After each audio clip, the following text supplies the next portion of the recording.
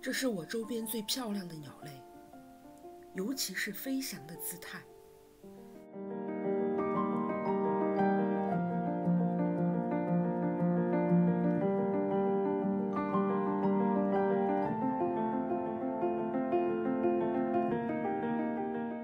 很多时候，我能从阳台直接俯瞰它，看它在空中画出蓝色的弧线。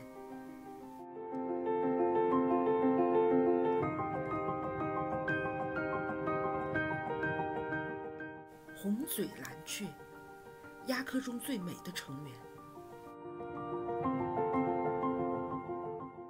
它正盯着你看。红嘴蓝雀不怕人，育雏的红嘴蓝雀甚至会主动攻击人。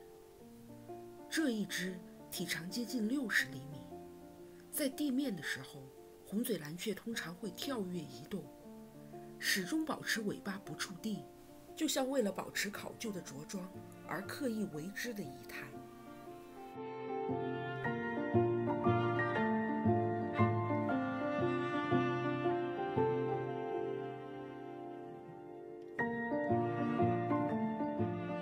洪恩寺森林公园茂密的植被为红嘴蓝雀提供了丰富的食物，荤素兼具，应有尽有。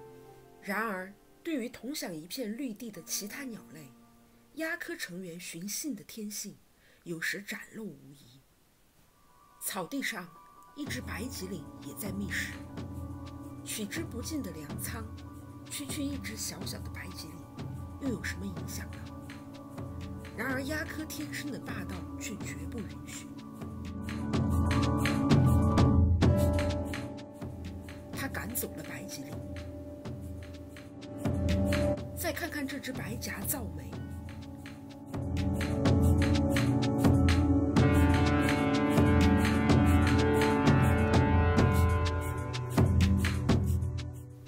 还有这只难得来一次的戴胜。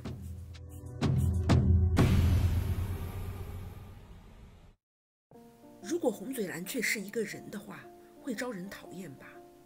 然而鲜明的个性属于一只美丽的鸟儿，就显得分外迷人。